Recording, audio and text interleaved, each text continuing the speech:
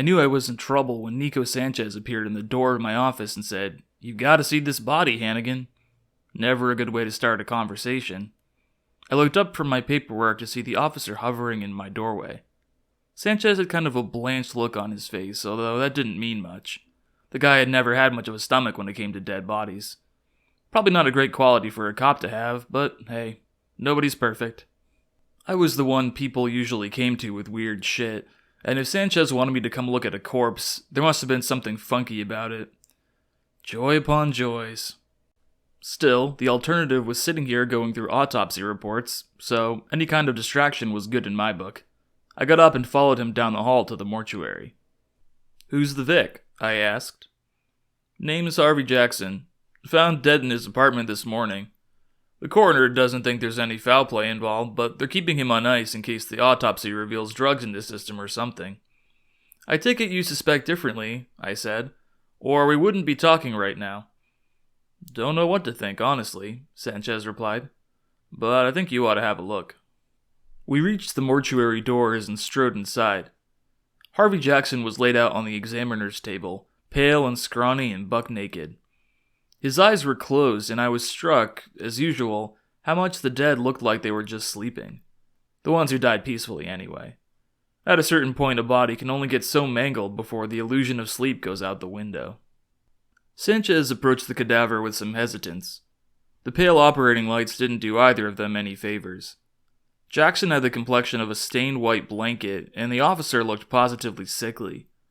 You could tell Sanchez had been fit at some point, but the years had given him a bit of a gut, and his once chiseled jaw was rounded by baby fat. He scratched at his stubble and stared down at the body. "So gross," he said. "You seeing this, Hannigan?" I stepped around the table to get a closer look. The body itself was in decent condition, for a corpse at least, but its left ear was splattered with a viscous gray substance that looked like chunky glue. As I watched, a stream of the stuff burbled out of the ear and dripped onto the table. I stepped back before any of it could splash onto my uniform. "Is it supposed to be doing that?" Sanchez asked. "The body's been in the cold chamber since this morning, right?" I said. "Any excess bodily fluid should have dried out by now. This stuff is fresh." I looked up at Sanchez. "How did our victim die again?" "Aneurysm, supposedly. The coroner seemed kind of distracted when I was asking him about it. I guess he's never seen anything like this either." I glanced down at the puddle of gray goo. It had stopped bubbling, but the surface was still wet and slick. Something inside this guy's skull was leaking, and I was pretty sure I knew what it was. I looked over at the medical tray, picked up the bone saw, and gave the button an experimental press. It whirred to life with a soft mechanical whine. "Get the coroner," I told Sanchez. "I think we better crack open this melon." Then Jackson's eyes snapped open, wide and blood red, and a hand shot out to seize my wrist.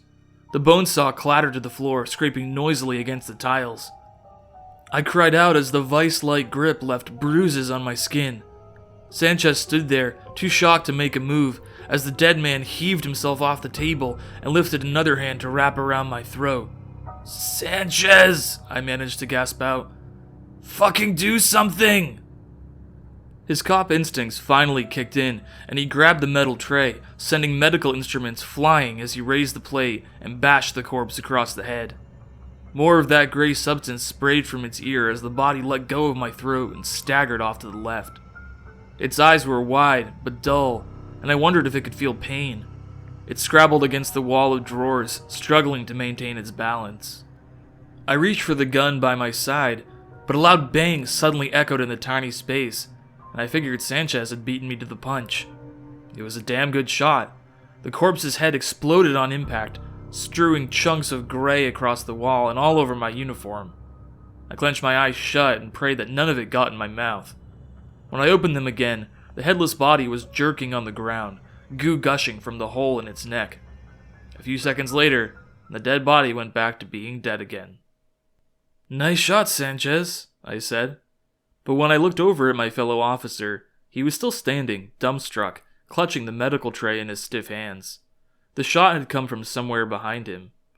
Light footsteps clacked on the tiles, and a slender figure stepped out of the darkness, guns still raised and smoking.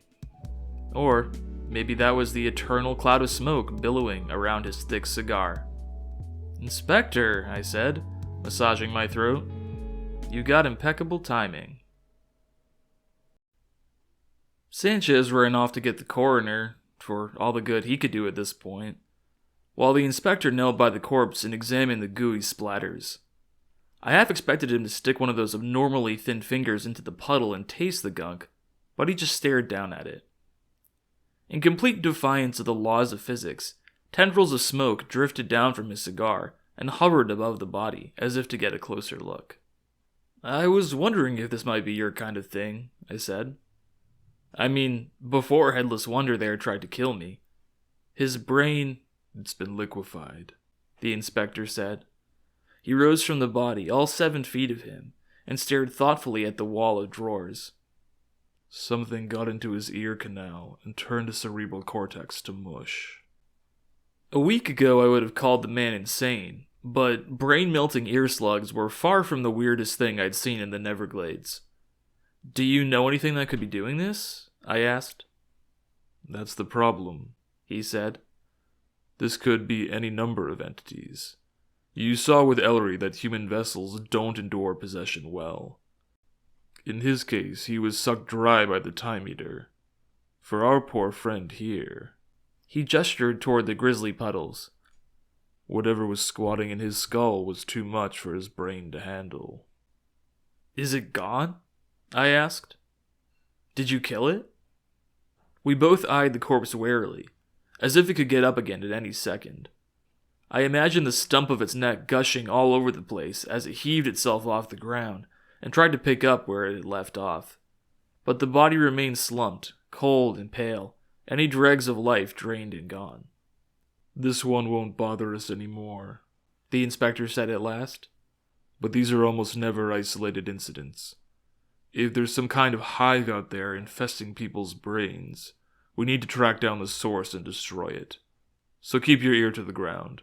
I'll scour the town and see what I can find." Just then, Sanchez returned with the coroner, who saw the mess and promptly lost his lunch. I helped the man get to a trash can before he could empty the contents of his stomach onto the already goo-stained floor. When I looked up again, the inspector was gone. There was only a little wisp of smoke hanging in the air where his cigar had been. I was in the process of searching the death records in our databases for similar cases when my cell phone buzzed on my desk. I grabbed it before it could vibrate too long and stared down at the screen. Olivia Marconi was calling. "Shit," I mumbled. I leaned back in my chair, answered the call, and braced myself. The first words out of her mouth. "Do we need to have a talk, Hannigan?" "About what?" I asked. I minimized the file I was reading. "Sanchez has been blubbering to me all morning about The Walking Dead, which ordinarily I wouldn't give 2 shits about, but he says a corpse woke up in the morgue and tried to strangle you. You want to verify that account with me?" "Come on, Marconi, you know Sanchez. Have you ever heard of that guy being a reliable witness?" "Answer the question, Hannigan." Marconi's voice grew low, and for the first time I thought I heard a trace of concern. "You have a habit of getting involved with some weird shit. No offense. I'm not saying the dead are rising, but if something strange happened in that morgue, I want to know." A pause, and then... "Is this another inspector thing?" "Who?" I asked, too casually. "Don't pull that shit with me," she said, back to being all business. "You know exactly who I'm talking about.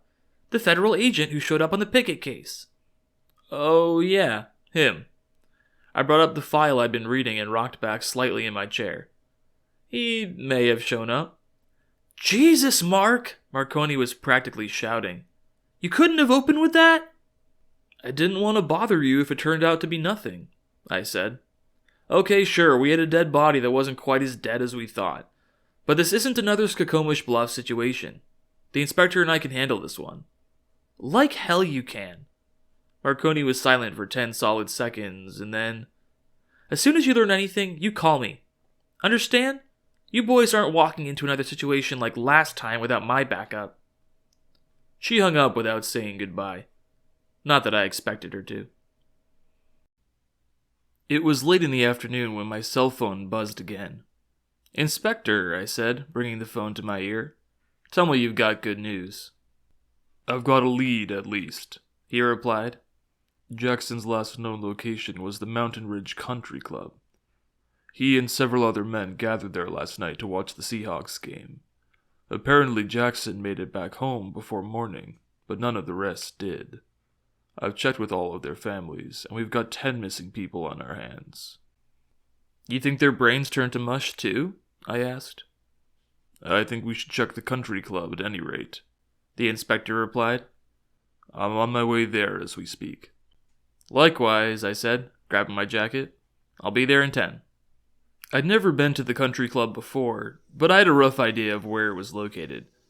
It was one of those fixtures I always drove past during my patrols in the outer reaches of the glade. As I wound my way through the streets of town, orange sunlight glared off my windshield and turned the forest backdrop into a silhouette. The inspector, too, was barely more than a shadow when I met him in the club's parking lot. Only the speck of his cigar glowed in the darkness. "You feel it, don't you?" he said by way of greeting. "There's something wrong here." I looked up at the squat one-story building. It was unassuming enough. A yellow structure with a chipped paint job, front porch, and pair of bronzed rifles hanging above the door. But I knew what the inspector meant. It was too quiet here. The blinds were down and I couldn't hear a single sound, not even a bird chirping in the eaves. It felt like the two of us had stepped into a circle where nothing moved, nothing breathed. My hand drifted toward the pistol at my waist and hovered there. "Well, no point in waiting around," I said. "Let's case the joint." The lights were off when we entered the country club, and only the barest of dying sunlight poked through slats in the window blinds. I tried the light switch and only met with a dull, popping sound. There was power somewhere in the building, though. I could hear the staticky voice of a radio host from the other room. It sounded like your standard sports broadcast. The inspector lifted a thin finger to his lips, and I nodded. We crept through the darkness toward the sound of the radio. The floorboards creaked under our shoes, so any element of surprise we'd started with was gone. I could only hope the worst thing we'd find was a bunch of guys gathered around a handheld radio, waiting to hear who'd scored the latest run. Dozens of animal heads sprouted from the walls, and in the dark they had an uncanny look of liveliness about them. They might have just been sticking their necks through narrow windows. The wall space between the animal busts was filled with countless photographs and certificates, none of which I could make out clearly. There was a pile of construction materials strewn across the floor near us. I nearly tripped over a stack of planks as I followed the inspector toward the soft drone of the radio. The subsequent clatter was louder than I would have hoped, and seconds later I heard another creak of the floorboards, this time from across the room. I grabbed the inspector's shoulder and forced him to stop. We grew quiet, listening, waiting for the sound to come again. Nothing but the radio. I began to wonder if it was just the building shifting, old as it was. Then something moved in the shadows, and suddenly a figure in spattered overalls was rushing at us, eyes vacant. My hand shot to the gun at my hip, but the inspector was faster. He grabbed a shovel from the construction heap and swung it at the man's chest. It collided like a dusty sack of bricks. The man kept coming, arms extended, and the inspector wound back for another strike. This time he aimed for the forehead. The entire head detached from the body and rolled into the corner, joining the collection of hunting trophies hanging from the wall. "Shit," I said, pistol in hand. "Whatever got to Jackson got to him too." Another man leaped out of the rafters, this one wearing a plaid shirt and grime-encrusted cargo pants. He fell on top of the inspector and nearly knocked him to the ground. The two of them grappled for a few seconds before the inspector swung the body around and into the wooden paneling, head first. I couldn't tell if the inspector was just strong or if the man's head really was that brittle. It popped on impact like a water balloon, spewing gray gunk across the wall. "Mark, behind you!" the inspector shouted. I whipped around and fired 3 shots at the approaching figure. The first 2 went wild, but the third clipped him in the temple, sending a spray of hair and brain particles flying. The body continued to stagger toward me, so I placed another shot right between the eyes. Bang!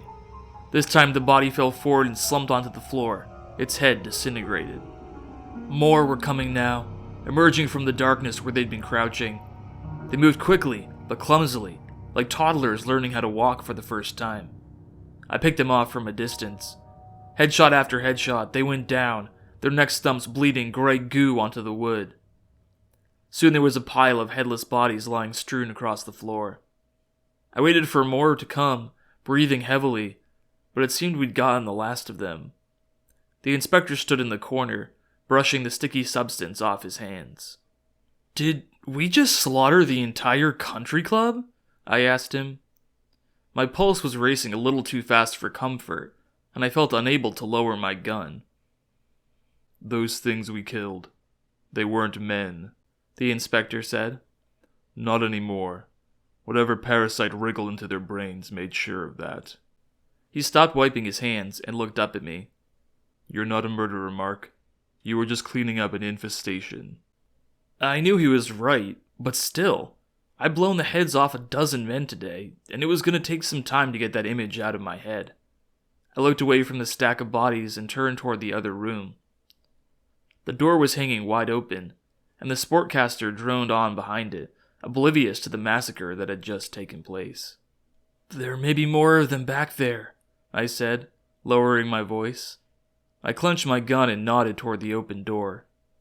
The inspector said nothing in reply, but he glided past me to peer into the shadowed space. I noticed for the first time that his footsteps were silent. He could have been hovering a few inches in the air for all I knew. "I don't hear any movement," he said, "but keep your weapon drawn, just in case." He slipped inside, and I followed him, letting my eyes adjust to the darkness.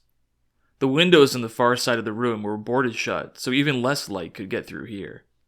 I could tell at least that an open bar stretched across one of the walls, and there was a pool table in the corner, a single cue stick leaning up against it.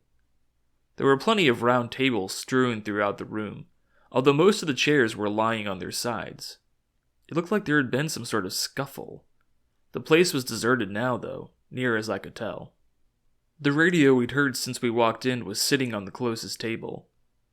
It was an old thing, probably manufactured in the 90s, judging by the pair of tape cassettes.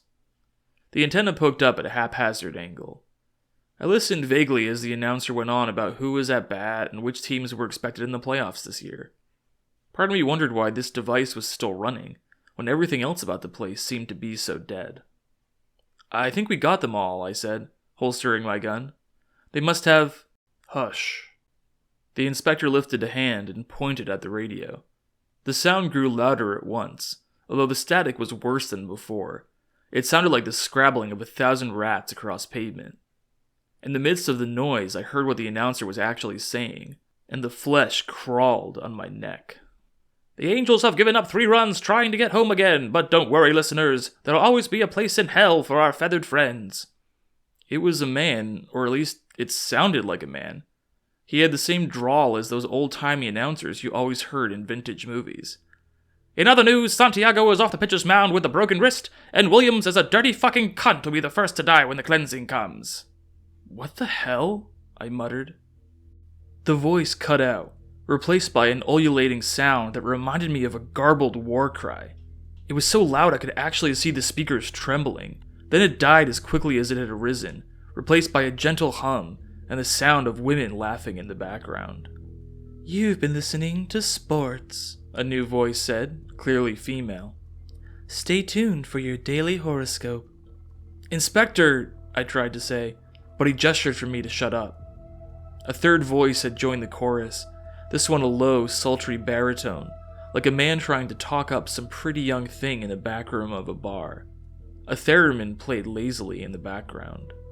"I want you to imagine a man, listeners," the voice on the radio purred.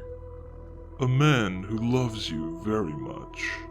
A man who wants nothing more than to enfold you in his scaly wings and squeeze you with the force of his love. I want you to breathe in his scent until you have no reason to breathe at all. I want you to crane your neck until it breaks and howl at that blood-red moon. Can you do that for me, listeners? Can you howl at that moon with me?" Then the radio erupted in a screech that couldn't possibly have come from a human throat. I could feel my eardrums throbbing, and I clapped my hands over them to block out the awful sound. "It's the radio!" I shouted to the inspector, my voice muffled. "That's what's melting people's brains!" The inspector wasted no time, darting over the fallen chairs and picking up the radio. He turned the machine off, but that inhuman screech still issued from the speakers, so he tore the thing in half with his bare hands and flung both pieces against the wall. I lowered my hands, numb, as the inner mess of machinery sparked a few times and went dark. The nightmare shriek faded out with a diseased sort of blip. "Someone's been eating their Wheaties," I commented, but the inspector wasn't listening to me. He leaned down and picked through the wires, frowning. The smoke billowing from his cigar had taken on a peculiar shade of orange. "It's in the radio waves," he said at last. "That much is obvious. But where's the source?" "Unless it's a private broadcast, it's gotta be down at the community radio station," I said. "Pacific Glade isn't that big. If you get your news via radio, it's not like you've got many options." "Then we need to get there as soon as possible and stop this broadcast," he said. "Or we could be dealing with a whole town of brainless corpses before long." "You don't have to tell me twice," I replied. The inspector rode with me to the radio station. Whatever vehicle he'd used to get to the country club seemed to have vanished into thin air, and we spent most of the trip in silence. Being some kind of otherworldly, interdimensional being, he probably didn't have much use for small talk. He didn't say a word until we arrived at the station and got out of the cruiser, slamming the doors behind us. "We don't know what we'll find in there," he warned. "Whatever you do, Mark, don't let go of your gun." I nodded and patted my holster. The doors opened for us automatically, and we strode into a cool, spacious lobby with a receptionist desk and a few cushioned chairs. Photos of smiling radio execs lined the walls, along with a few pieces of Pacific Glade memorabilia. News clippings about local heroes, pictures of Lake Lucid at sunrise, even an old ham radio perched on a little shelf by the window. The floor was carpeted in a blue and white checkered pattern. As we approached the desk, the receptionist looked up from her computer and smiled at us. "Can I help you, gentlemen?" she asked. In response, the inspector lifted a badge, no idea where he'd gotten that from, and shoved it in the woman's face. "FBI, we have a reason to believe one of your stations is broadcasting terrorist propaganda, and we want it shut down. Now." The woman looked up at him, raising a quizzical eyebrow. I fully expected her to protest or make a fuss. Instead, she asked, "What frequency is it?" I shared a look with the inspector. In the confusion back at the country club, I don't think either of us had taken a closer look at the radio's call letters. We were too focused on shutting the damn thing up. Thankfully, the inspector spoke up before I could think of some half-assed explanation. "The signal's been bouncing from station to station near as we can tell. It took us a long time to track it back to the source." He stowed the badge back in his pocket and said, "Ma'am, this broadcast is a domestic threat. Several people have already been killed because of it. We need to shut it down before it can hurt anyone else." Damn, he was good. The woman still had a puzzled expression on her face, but she seemed to believe us at any rate. She rose from the desk and led us over to a side door. We followed her into a dimly lit hallway with a few dark doorways and a single window at the end of the hall. A neon red on-air sign hovered above the first two doors. The receptionist brought us to the door at the far end, this one devoid of any sign, and rapped a few times on the frame. "Marcy," she called softly, "there's a couple of men here to see you." Light spilled into the hall as the door opened and a woman's face peered out at us. It looked like we'd caught her in the middle of filling out paperwork. A decorative lamp on the desk lit up her dark skin and vivid blue business dress. She eyed me and the inspector with some unease. "Yes?" she said. "I'm wrapping up for the night. Is there something I can do for you?" The inspector flashed his badge again and recited the same bullshit story he told the receptionist. I expected her to get indignant and demand that we leave at once, but Marcy surprised me. "Terrorist propaganda," she said, with a snort of laughter. "That's a new one. Do you boys want to hear what we actually broadcast here?" "Of course," the inspector answered, glancing warily at me. Marcy brought us to one of the on-air rooms and pushed the door open quietly. The space inside was divided by a large pane of soundproof glass. Behind it, 2 men in flannel shirts and headphones were having a conversation into a set of mics. Their voices issued from a mess of buttons and speakers on our side of the glass. Neither voice matched the sports announcer or the sultry baritone we'd heard at the country club. "So, Alan, I heard you met a pretty young thing down at the Hanging Rock. Care to elaborate for our eager listeners?" "Let me tell you, Joe, I haven't been this disappointed since Barbra Streisand didn't swallow. You always were a nasty old dog, Alan." The older of the 2 men, Alan, made a jerking off gesture with his hand, presumably for the benefit of his co-star, since, of course, the audience couldn't see it. Joe burst into a fit of laughter and said something about freaky women, but at that point my cheeks were red and I was trying not to listen. "It may be garbage, but it's harmless garbage," Marcy said. She closed the door on the 2 men. "I don't know where you got your information, officers, but we're not broadcasting propaganda here. Just good old-fashioned bathroom humor." She went on, but I wasn't listening. I'd just seen something through the window that had made my blood run cold. The inspector hadn't spotted it yet. He was staring at the closed door as if he was trying to burn holes in it with his eyes. Hell, maybe he was. I had no idea what he was capable of.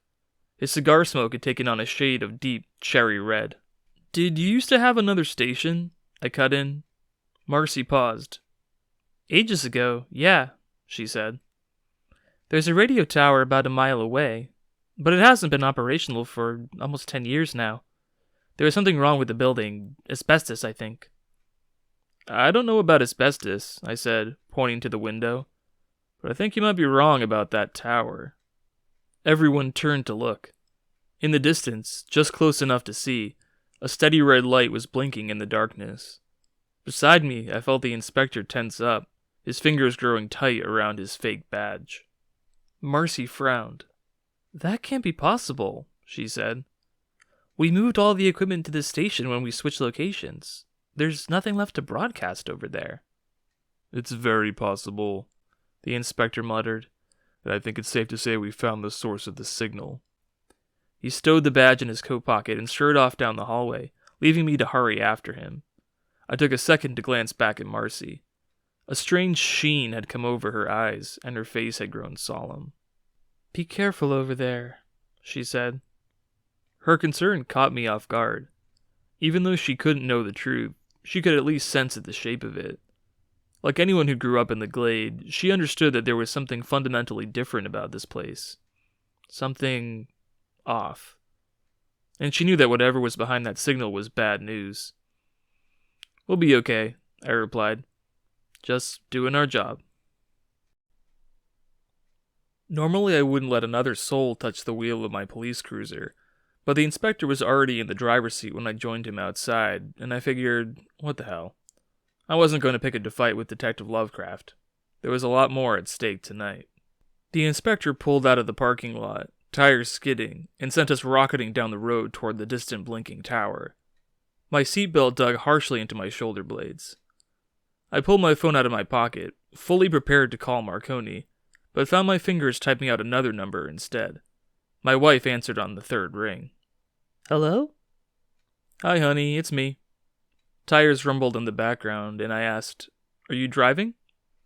Yes," she said. "I took the kids out for ice cream. I hope you don't mind. You've been out so late, you know, and they were getting antsy." I could hear Rory arguing with Steven in the back seat, the soundtrack of my life these days. But that wasn't the only thing I heard.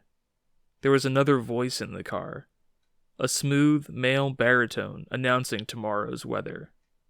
"Do you trust me, babe?" I asked. A pause. "You know I do." Another pause, longer this time, and then, "Are you about to do something dangerous?" "Don't worry about me." I glanced up at the radio tower, now looming closer than before, growing steadily in size as the car shot through the forest. "Just listen. Turn off the radio and drive the boys straight home. Lock the doors and grab the baseball bat we keep under the bed. And whatever you do, don't turn on the radio. I can't stress that enough." My wife said nothing for a few seconds, and I wondered if she thought I was crazy. Then the announcer's voice went dead. Rory and Stephen kept up their banter, oblivious to what was going on in the front seat. "We're almost home," Ruth said. "I'll make sure the boys stay inside. And Mark, stay safe."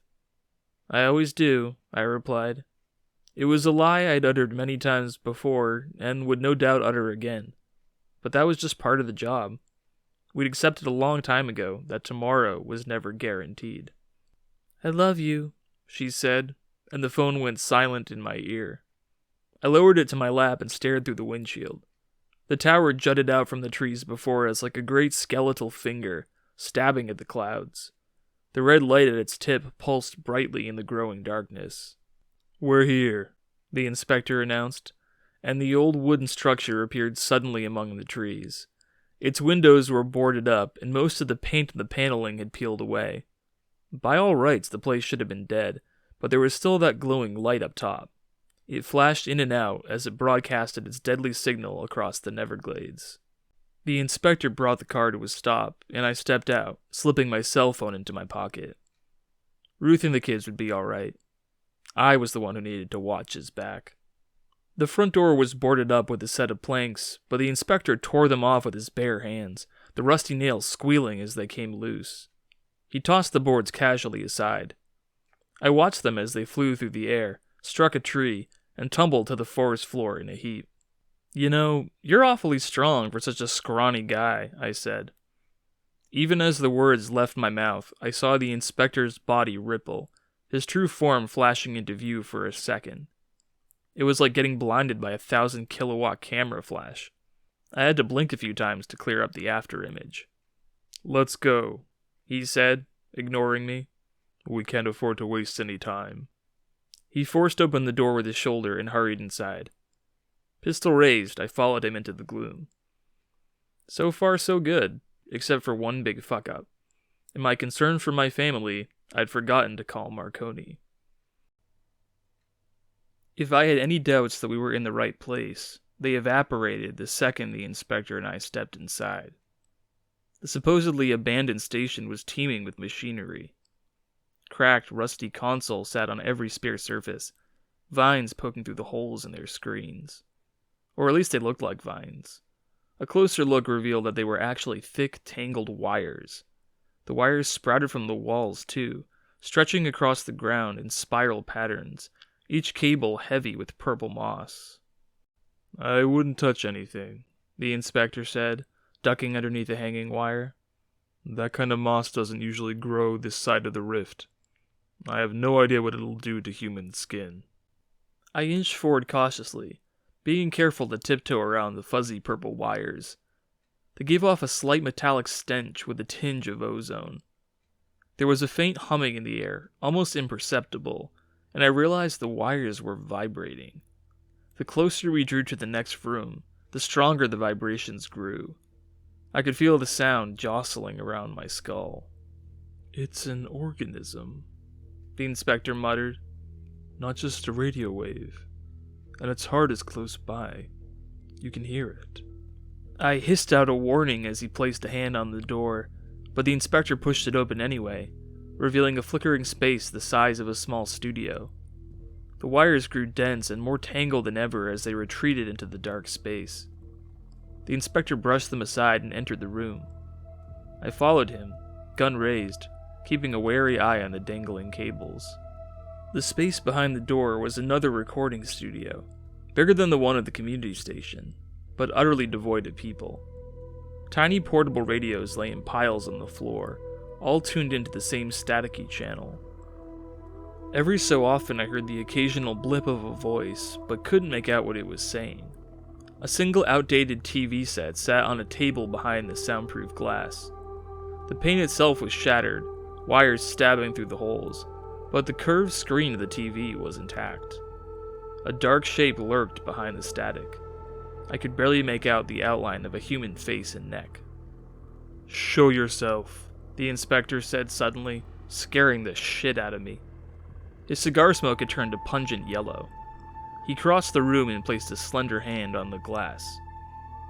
"You've proven you're capable of human speech," he said. "So let's have a conversation." The vibrating hum grew louder, and the image on the screen became less shaky, took on sharp lines and curves. At first I thought I was looking at a silhouette, a person's face cast in shadow, but the image grew crisper, and I realized, the hairs on my arms prickling, that the figure had no face at all, just a pure black dome for a head, like a chunk of carefully sculpted obsidian. The stony face that wasn't a face cracked at the bottom, stretching into an unnaturally wide smile. The teeth that grinned out at us were pristine white and razor sharp. It was like staring into the maw of a shark. Inspector, Inspector, the noble defector. Come to play with the paramecium, have you? It was all the voices we'd heard at the country club mashed into one. Man, woman, animal, howling static, an abrasive mix of all the worst sounds you could imagine. Every syllable made my head throb. I wanted to clap my hands over my ears, but that would mean letting go of my gun, and I sure as hell wasn't doing that. So I stood there and endured the voices with gritted teeth. The inspector seemed unaffected by the grating sound. "Why I'm here is none of your concern," he said to the figure behind the screen. "What I want to know is how you got here, and why you're killing these people." The shark-like smile curved upwards in an arc that would have stretched the limits of any human face. Because they have hands. Because they have feet and tongues and brains, and I am not so gifted. Static rushed in, and the voice dropped an octave. But you wouldn't know, would you, Mr. Too Good to walk around in a flesh suit? "You didn't answer my first question," the inspector said. "How did you get through the rift?" The figure opened its mouth, but instead of speaking, a chorus of game show bells came ringing out. "Oh, that is the wrong question. Please step inside the box to await your punishment." Then canned laughter from an invisible audience. "Box? What's it talking about?" I asked. The laughter cut out. The figure on the screen whipped its head around so fast the image blurred for a moment, and even though it had no eyes, I knew it was looking at me. The mouth opened again, and a long orange tongue licked the tips of those razor-sharp teeth. "The brave detective," said a new voice, and I nearly dropped the gun, because it was Ruth. The thing inside the TV had captured her voice to a T. I felt my hands grow numb around the pistol, but I kept it aimed at the screen. "You're not my wife," I said. "You can cut the shit now because I'm not falling for it." "Of course I'm not your wife. I'm better than her. You love each other, but your flesh suits keep you separate. I can be in you, with you, in ways she never could. I can bring you unity, intimacy like you've never known. I can be every rush of euphoria, every surge of happiness. You want that, don't you?" "Of course not," I wanted to say, but my lips wouldn't move, and neither would the rest of my body for that matter. Every muscle had gone rigid. The voice continued to murmur sweet nothings in my ear, and then I felt it. Something cool, airy, and sticky crawling into my ear canal, digging invisible claws into the flesh. "No!" the inspector bellowed, and the glass pane shattered inward, sprinkling jagged shards across the floor. The TV set flew backwards and crashed against the wall. As the screen cracked, I felt the invisible presence vanish from my ear, and all at once my muscles turned to jello. My weakened body slumped against the nearest pile of wires. A patch of moss brushed my hand, and pain instantly shot down my arm. As I yanked it away, I saw that my skin had become red and inflamed, as if I touched it to a burner on the stove. The overhead lights began to flicker, and a sudden whirring filled the room, the sound of an automatic door sliding open. At the far end of the studio, in a darkened corner we hadn't noticed, a pair of men lurched out of the shadows. They moved with the same clumsy gait as the corpses from the country club. The inspector almost didn't see them in time, but he reacted quickly when he did, throwing the first body against the wall and kicking the second square in the chest. As the man staggered back, I lifted my gun and shot him between the eyes. Gray goo splattered across the wall of wires as the headless body slumped to the ground. The shadows stirred, and I shouted, "There's more of them!" I got to my feet and fired another couple of shots into the darkness. None of them hit home, but in the flash of gunfire, I saw about 5 or 6 other figures hobbling toward us. The inspector pulled out his own gun and fired at lightning speed, taking out 3 of the corpses in less than a second. But they were coming still, even the ones missing chunks from their skull, and our ammo wouldn't last forever. "This way!" the inspector yelled suddenly, grabbing me by the arm and dragging me down a side hall. The wires here were thick as boa constrictors, and there were more TV sets strewn across the ground, each displaying the same dark, grinning face. Staticky voices drifted up from them as we passed. Barbasol is the #1 way to soothe your existential dread of the fleshy prison you call your body. And it's 1, 2, 3 strikes you're dead at the old ball game. It's raining blood and guts out there, folks. Chunks of viscera dropping from the sky. Bring an umbrella and a vomit bucket to work. Inspector, Inspector, the monster detector. Does your friend know who you really are? Does he know the things you've done? The inspector responded to this last taunt by smashing in the closest TV screen with the toe of his boot. The canned laughter that followed had something dark and heaving in the background, like the sound of a grizzly bear throwing up. I could feel my ears burning again, but there was nothing I could do except run, run, run. Finally, the 2 of us burst out of the hall and into the fresh air of the night. I wanted to book it to the cruiser and get the hell out of there, but the inspector held me back. "Look," he said. We were standing underneath the radio tower. Up close, I saw that every beam was teeming with purple moss. Dangling from the center in a sticky blue cocoon was a shape I can only describe as an enormous human heart. Scraping footsteps echoed from the hallway behind us. I pivoted and fired a few shots back into the darkness, but they went wild, the demonic voice laughing as the bullets ricocheted off the walls. The walking corpses were almost on top of us, and I couldn't understand why the inspector was holding me still. "When I say run," he said suddenly, "I want you to head straight for the cruiser. Do you understand?" "What about you?" I asked, firing another bullet. This time it sunk into a meaty shoulder, but otherwise did little to slow the body down. The inspector spun me around so that we were staring eye to eye. His purple irises flashed an alarming shade of red that I'd never seen before, matching the cloud of crimson smoke billowing from his cigar. "Do you understand?" he barked. I nodded. What else could I do? As the walking bodies grew closer, the inspector stepped away from me and tore the cigar from his mouth. I say tore because the thing came free with a great ripping sound, like someone pulling off a band-aid. The noise was so harsh it made me wince. The tip of the cigar ignited like the head of a massive match. Then, as I watched, the inspector drew back his arm and launched the cigar through the air at the dangling blue heart. It flew like a torpedo, changing its shape in a subtle way I still can't describe. One second I was looking at a cigar, and the next I simply wasn't. The glowing object struck the center of the cocoon and exploded on impact. Hot white fire spread along the tendrils of moss, turning the tower into a fiery beacon against the sky.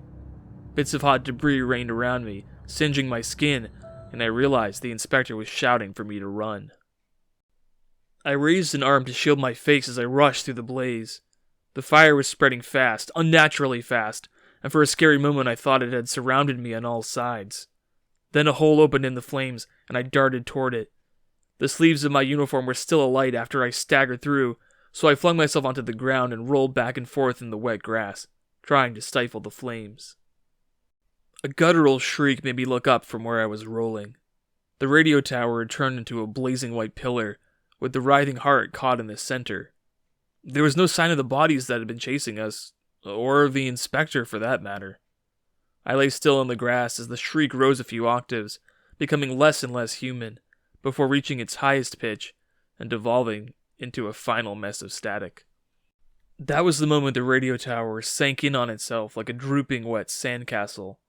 The flashing beacon at the top collapsed into the center with an almighty crash, bringing the entire structure down, causing great embers to leap outward and spark against the grass. I rose to my knees and felt for my gun. Nothing should have been able to survive that collapse. But if a set of charred, flaming bodies came staggering out of the wreckage, well, God forbid I be caught with my guard down. I waited for 3 minutes for something, anything, to emerge from the ruins, but when a shape finally appeared among the flames, I held my fire. It was the inspector. His 7-foot silhouette melted out of the fire as easily as someone might slip through a light waterfall. Before I could ask him if he was okay, he knelt down and picked something up from the ground. The flames came rushing inward as if sucked in by a great vacuum, billowing over themselves until they spiraled down into the thin shape the inspector held in his hand. When he brought the cigar up to his mouth again, it was glowing bright, but the blaze behind him had vanished. There wasn't even a single spark left behind. "Jesus!" I breathed. "Did you kill it?" The inspector nodded. Behind him, the crispy patches of purple moss were decaying into puddles of goop, much like the stuff inside the radio victims' skulls. The bodies that had been chasing us were barely more than charcoal. My own skin was red and inflamed. Between the moss and the flaming debris, I wouldn't have been surprised if I had a few third-degree burns. But at least I'd made it out. At least I was alive. In a job like this, you're grateful for whatever miracles you can get. "That fire must have been seen for miles," I said. "We should get the hell out of here before somebody comes to investigate." Agreed. The inspector stuffed his hands into his coat pockets and glided away from the wreckage, leaving me to follow in his wake. This time I was the one to slip into the driver's seat.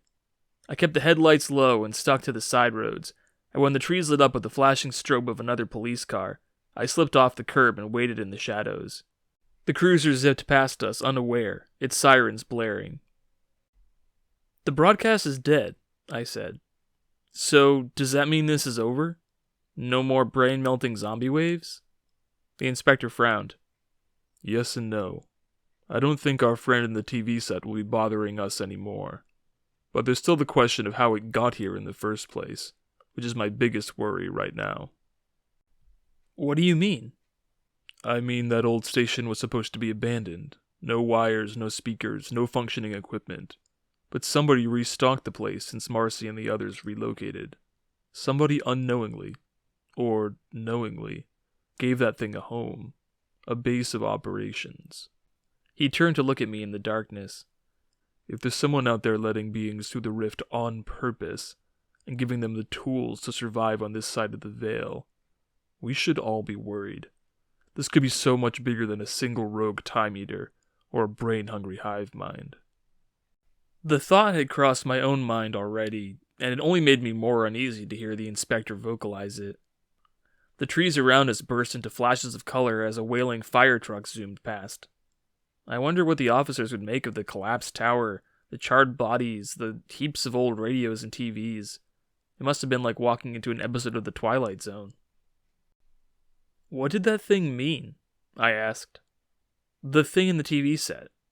It asked if I knew who you really were, if I knew the things you've done." The inspector didn't speak for a moment, but his cigar smoke took on a thin, wispy quality. His eyes had faded back to that unusual shade of purple. He still didn't look quite human, but something of the monster in him had melted away, and he seemed strangely vulnerable sitting there in the passenger seat. "I've lived a long life, Mark," he said. "And when you've lived as long as I have, you look back on your early days with something less than pride. Maybe even disgust at what you were, before you became what you are. You'll have to forgive me for not wanting to dwell too long on those old days." He breathed out a single smoke ring. "Not yet, at least."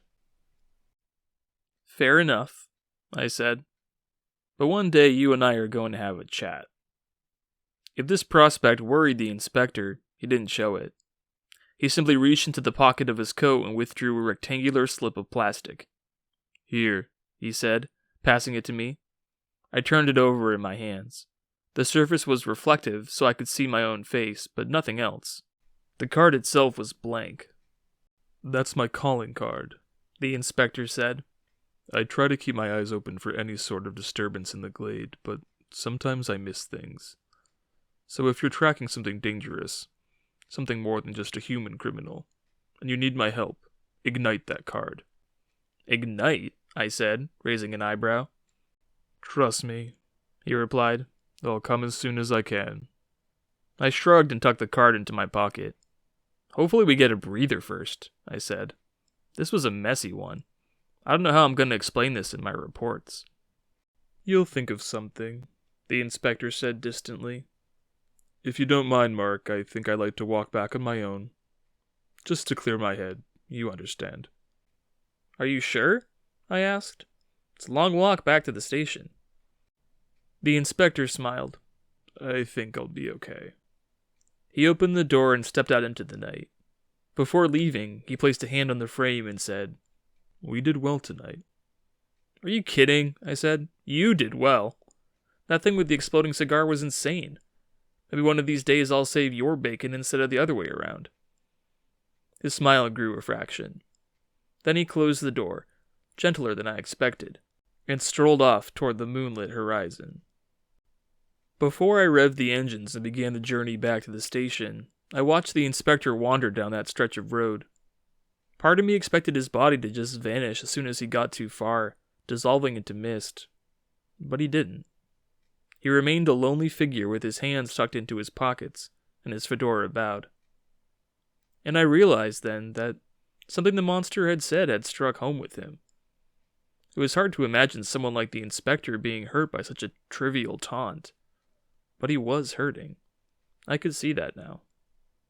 I wished I knew why, wished I could talk to him, but this wasn't the time to push it. He'd tell me when he was good and ready. In the meantime, there was nothing else to do but get back to my desk and try to bury this whole case in mounds upon mounds of paperwork. That was the plan, anyway. When I got back to my office, Marconi was waiting for me by my desk. She was chewing her customary wad of gum so furiously I thought she might crack a tooth. Marconi, I said, wrinkling my brow. What are you... She slapped me across the face, hard enough to make my jaw sting. I raised a hand to my cheek and half expected to draw away blood. I'd seen Marconi piss before, but never to this extent. Her eyes burned with anger, and her lips were drawn in a definite scowl. Hannigan, she seethed. I told you to call me the second you got a tip on this case. Now you stumble back in here reeking of smoke with burns all over your skin. You want to tell me what kind of shit you've been up to behind my back? Jesus, Marconi, I'm sorry, I said. Talking was painful. Every syllable made my jaw throb. Things escalated quickly. The inspector and I were forced to act on a sudden lead, and I forgot to call you in the confusion. It's nothing personal. You think I was born yesterday? She said. Much as it pains me to admit, you've got a good head on your shoulders, Hannigan. You don't just forget things. For some reason, you're keeping me out of these investigations, and I want to know why. I remained silent. My jaw hurt too much to talk, and I wasn't sure I had an answer for her anyway. I'm a big girl. I can protect myself, she said. So don't feed me any bullshit about keeping me safe. If anything, you need me. You boys would have been toast if I hadn't stepped in up in the bluffs. She took a step closer to me, and I thought I saw some of the anger dwindle in her eyes. I just want to help, Mark. Why won't you let me help? I met her gaze. It was surprisingly hard. Maintaining eye contact with Marconi was like staring into a bright light for too long. Look, I know I haven't exactly been open with you, I said. It's just, these cases with the inspector, they're different. Weirder than anything I've ever seen. If you really want in, I guess I can't stop you. But if you open this door, there's no closing it. You may not like what you find on the other side. She snapped her gum and smirked. You always had a melodramatic streak, you know that? She said. But don't patronize me, Hannigan. I know we're up against some dangerous shit. I saw that thing up on the bluffs, and if there's anything even half as crazy still running around out there, it's my duty to stop it. It's our duty. So promise me. Promise you'll call me the second this inspector of yours comes on the scene. What could I say? Marconi was one hell of a cop, and truth be told, it was better to have her around. Aside from some archaic sense of chivalry, there was really no reason to keep her out of this. I promise, I said. But Jesus, Marconi, lay off the physical violence next time. My jaw's still stinging. She smiled and slapped me again, this time on the shoulder. I'm just glad your sorry ass is still alive, she said. Now go home and wash up. You've got plenty of reports to file tomorrow. Yes, ma'am, I replied. Marconi left, leaving behind the faintest whiff of bubblegum, and I decided to call it a night. My body was burnt all over, and I was in desperate need of a shower. Plus, Ruth and the boys would be waiting for me back home. I don't get nights off too often, but when I do, it's usually a quiet affair. A beer with dinner, TV with the boys, and maybe a little fun with Ruth if we're both not exhausted from work. Tonight, though, would be different. The thought of doing anything physical made my entire body ache, and after what had happened at the station, I wanted to steer clear of television for a while. So maybe this would be a quiet one. Just a peaceful night in with the people I loved. After such a long, chaotic day, I think I deserved that much. Hey everyone, thanks for listening to today's video. If you like what you heard, feel free to leave a comment below, and please subscribe to the channel if you haven't done so already. If you'd like to support the channel even further, I highly encourage picking up a copy of the Neverglades books, which are all available on Amazon right now. Or, please consider donating to my Patreon account at the link provided. Hope you're having a wonderful day, and as always, don't forget to stay weird.